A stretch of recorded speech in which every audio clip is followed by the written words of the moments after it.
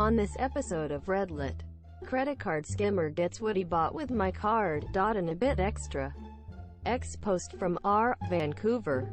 Employer screwed me over. I screwed him back with help from the FBI. Entitled and unknowingly ended her own financial support. Credit card scammer gets what he bought with my card. And a bit extra. X post from R. Vancouver. This story starts off with a slightly less humorous fact. A few days ago I was on the unfortunate end of credit card fraud. The fraudsters decided to take my CC info and purchase $1,000 worth of car parts from Philly and have it sent across the border to the city I currently live in, Vancouver, Canada. Normally, this is where the story ends. Sometimes they get away with it, sometimes they don't. But either way, my card is replaced and I continue on living my life. This, however, is where the fun starts happening. I got a call this morning about a DHL shipment entering the country that required customs to be paid. Knowing I haven't shipped anything with DHL in forever, they are the worst. I quickly come to the realization that it must be the fraudsters shipping their goods here. It can't be, I thought. Who in their right mind would use a stolen credit card to order something to their own house in the city the owner of the card lives? After a brief chat with DHL about the customs fees I will not be paying, I managed to obtain the address the package was being sent to. I hummed and hawed about it, but eventually decided the best thing to do was call the local police department and let them know what was up. I told the officer all about the situation, that unfortunately I did not know what car the parts were for, and that I hope this info helps them somehow in the future. He tells me that the chances are slim, but he will swing by the house. It's literally 15 minutes from my own, just to see if anything weird is going on and follow up with me if he needs to. I thank him and go on with my workday. About an hour later I get a call from the same officer, obviously excited. Hi Atelier Viewpoint, it's Officer X. You will never guess what just happened. I was following up on the report and drove by the house. I decided to go knock on the door just to see if anyone was home and ask them a couple questions. A man opened the door, and as we were talking, DHL drove up to deliver the package. Yes, that's right, the exact package we had been discussing. The delivery driver walks up to the door and says, "Hi, is Atelier Viewpoint there?" To which the man replies, "Oh yeah? He's just downstairs." You can imagine my surprise. That's pretty funny, because I just got off the phone with him and I know for a fact he doesn't live here, I said. The guy, no joke, looks me dead in the face and goes, "Oh whatever, the package is paid for." I chuckled and turned to the DHL driver to tell him should leave because I need to make an arrest. "I'm calling you while I drive back to the precinct. Thought it might brighten your day." I still cannot believe that they caught the guy, but thought it was a story that was too good not to share. TL. Doctor. Credit card fraud led police officer to a house at the exact same time the fraudulent package was delivered. Sweet justice was served. Employer screwed me over. I screwed him back with help from the FBI.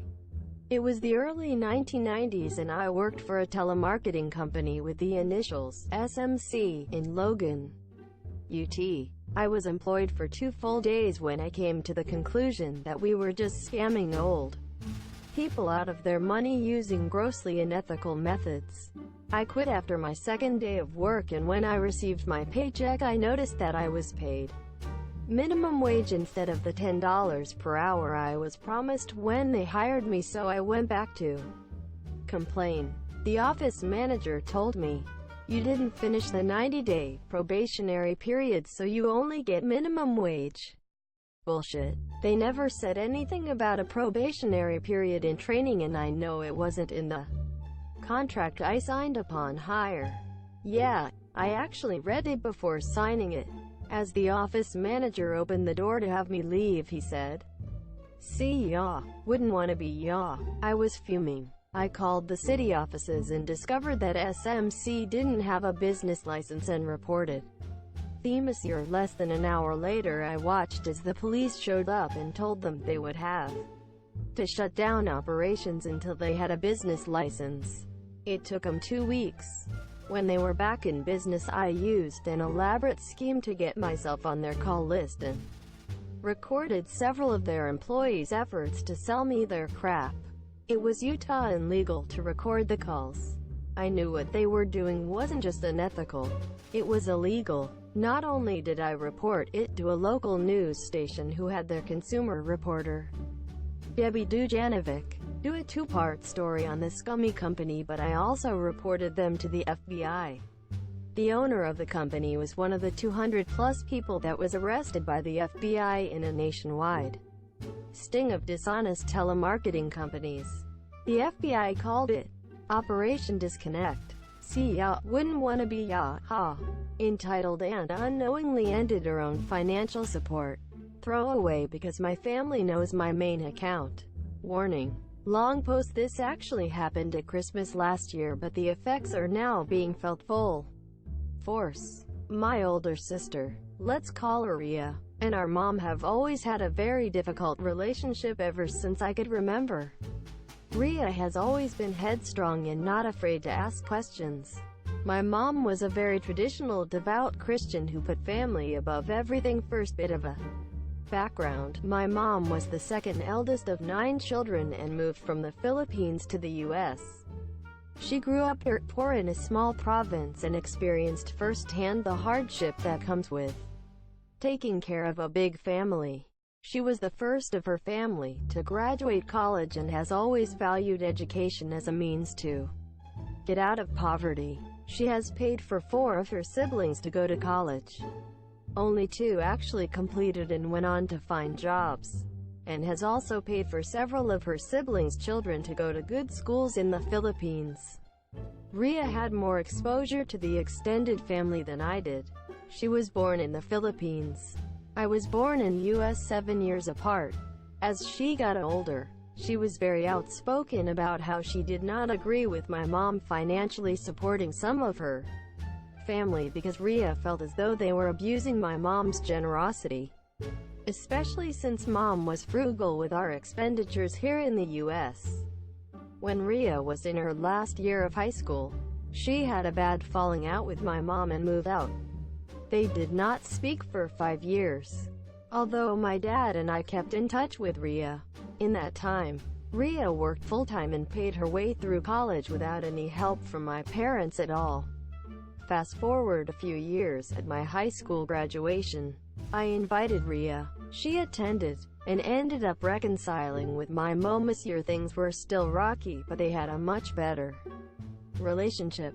2 years ago, my mom passed away. Unknown to me at the time, Rhea had quietly taken over the continued financial support for my mom's youngest sisters, Jana, cost of living and maintaining the college fund for Jana's daughter. She also took care of the funeral arrangements and handling the estate. Dad was a mess at the time. Last year, Rhea and I decided to spend the holidays in the Philippines. One of our visits was to Jana's place. Little did I know that shit was about to hit the fan when we sat down for dinner. After small talk, the topic of my mom came up, and this was how that conversation went. Details may be lost in translation, so just writing the gist. R. Rhea. J. Jana. J. Such a shame. Less than your mom, greater than passed away. We will miss her. R. Yes. J. Rhea. Why did you stop talking to her? Why did you leave her? You should be ashamed. That's not how you treat family. Now, your mom could have raised you better. You always were too headstrong, you know. That's not ladylike. You shouldn't be so aggressive. You need to be softer. How are you going to get a man otherwise? She goes on to say more shit along these lines. Quote. R. Quote. J. Turns to me. Don't be like your sister, okay? Be a good daughter. Do you have a boyfriend yet? You don't want to get too old like Rhea and not have your own family. That's not following God's plan. Quote. Before I could speak, Rhea asked her own questions. R. Why did you drop out and decide to get pregnant when mom was paying for your college? Did you really think that that businessman would leave his wife to take care of you? If you wanted to be a trophy wife, you should have just said so instead of wasting my mom's hard-earned money. At this point, I just decided to watch because Jana was starting to piss me off and Rhea has been known to do epic takedowns. J. Enraged, how dare you come into my house, eat my food, and disrespect me? R. Calmly, technically it's my mom's house. You have food because my mom has been supporting you for the better part of 15 years and you disrespected her by wasting all the opportunities she worked hard to give to you. J. I don't need your attitude. Or your bullshit. I don't need anything from you, you disrespectful bitch. Get the hell out of my house. More rant. Quote. R. Gets up and smiles. You sure you don't need anything from me? You don't want anything from me. I want to confirm that I heard you correctly. J. I don't need shit from you. I can take care of myself and my family, and how dare you imply otherwise? Get the hell out of my house and your father will hear about this. Quote. R. Looks at me. You heard her. Let's go. Now, I was surprised by how calmly Rhea was taking the diatribe because I've seen her and my mom get into massive shouting matches. More confused than anything, I followed her to the car. R. You heard her right. She doesn't need anything from me. Me? It begins to dawn on me what my sister is about to do. Yeah. R. Okay. We get back to the hotel and my sister promptly stops the auto transfer of funds for Jana's account. We then spend the rest of the week lounging by the beach and hanging out with other cousins. Yesterday, I was talking to one of my cousins and heard that Jana is just now realizing what actually happens when you run out of money. I called up Rhea shortly after to give her an update. R. What? She ran out of money that quick. There was enough in there to last for the year. Me? Oh, did you tell her that? Quote. R. A. Basic math. Me? Will she lose the house? Quote. R. No, it's paid for. As long as she doesn't do something stupid. She should have a roof over her head. Me? Did you also close her kid's college fund? Quote. R. Nope. Not gonna punish the kid for her mom's stupidity. But that's all she gets if she fucks it up. She fucks it up. So yeah, will definitely be interesting how this plays out in the next few months. I have a feeling my sister probably won't give a damn one way or the other though. Edit 1. Typo. Edit 2. Whoa. Responses. Will try my best to read through all of these. O_.